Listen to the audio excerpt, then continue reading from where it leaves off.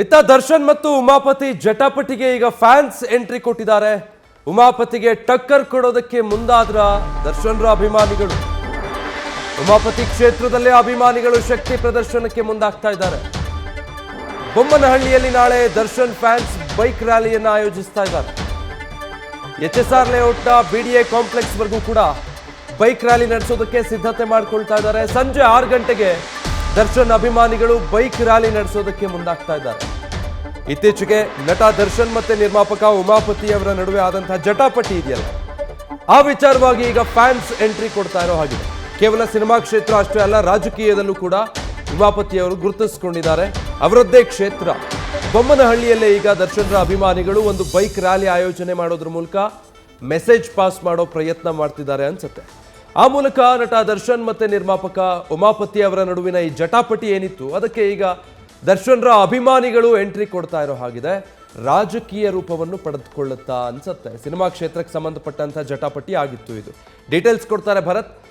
ಭರತ್, ದರ್ಶನ್ರ ವಿಚಾರವಾಗಿ ಯಾವುದೇ ವಿವಾದಗಳಾದಾಗ ಫ್ಯಾನ್ಸ್ ಬೆನ್ನಿಗೆ ನಿಲ್ತಾರೆ. ಬಟ್ ಈ ಬಾರಿ ರಾಜಕೀಯವಾಗಿಯೂ ನಿಮಗೆ ಇದು ಹೊಡೆತ ಬೀಳಬಹುದು ಅನ್ನೋ ಸಂದೇಶ ಕೊಡೋ ಪ್ರಯತ್ನ ಮಾಡ್ತಿದ್ದಾರಾ ಈ ಬೈಕ್ ರ್ಯಾಲಿ ಆಯೋಜನೆ ಮೂಲಕ?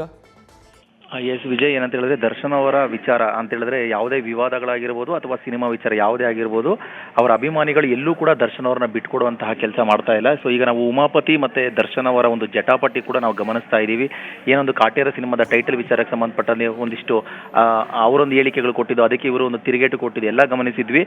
ಇದರ ಬೆನ್ನಲ್ಲೇ ಈಗ ದರ್ಶನ್ ಅವರ ವಿರುದ್ಧ ಒಂದು ಸಾಕಷ್ಟು ಅಂದ್ರೆ 4-5 ಪೊಲೀಸ್ ಸ್ಟೇಷನ್ಗಳಲ್ಲಿ ಕೂಡ ಈಗ ದೂರು ಕೂಡ ದಾಖಲಾಗ್ತಾ ಇದೆ. ಅಂತ ಹೇಳಿದ್ರೆ ಉಮಾಪತಿ ಅವರನ್ನ ಅವರು ವೇದಿಕೆ ಮೇಲೆ ಅವಹೇಳನೆಯಾಗಿ ಮಾತಾಡಿದ್ದಾರೆ, ಅವರ ಒಂದು ಗೌರವಕ್ಕೆ ಧಕ್ಕೆ ತರುವಂತಹ ಹೇಳಿಕೆಯನ್ನು ಕೊಟ್ಟಿದ್ರು ಅಂತೇಳಿ ಸಾಕಷ್ಟು ಮಹಿಳಾ ಸಂಘಟನೆಗಳು, ಮಹಿಳಾ ಗೌಡತಿ ಸೇನೆಯವರು ಕೂಡ ದೂರು ಕೊಟ್ಟಿದ್ರು.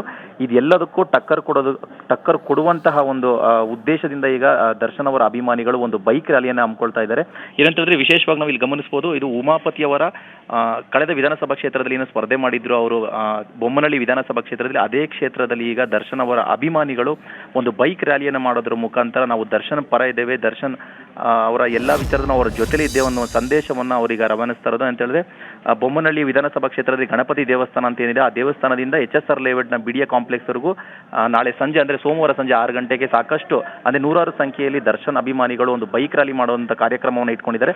ಇದರ ಅಜೆಂಡಾ ಏನಂತ ಹೇಳಿದ್ರೆ ದರ್ಶನ್ ಅವರ ಪರವಾಗಿ ನಾವಿದ್ದೇವೆ, ಉಮಾಪತಿ ಅವರು ಮಾಡ್ತಾ ಇರುವಂತಹ ಏನು ಅವರ ಪರವಾಗಿ ಏನು ಸಾಕಷ್ಟು ದೂರುಗಳು ದಾಖಲಾಗ್ತಾ ಇದೆ, ಅದರ ಎದುರುಗಡೆ ನಾವು ನಿಲ್ತೀವಿ, ದರ್ಶನ್ ಅವರ ಪರವಾಗಿ ನಾವು ನಿಲ್ತೀವಿ ಅನ್ನೋ ಸಂದೇಶವನ್ನ ಈಗ ಅವರ ಅಭಿಮಾನಿಗಳು ಕೊಡುವಂತ ಪ್ರಯತ್ನ ಇದಾಗಿದೆ.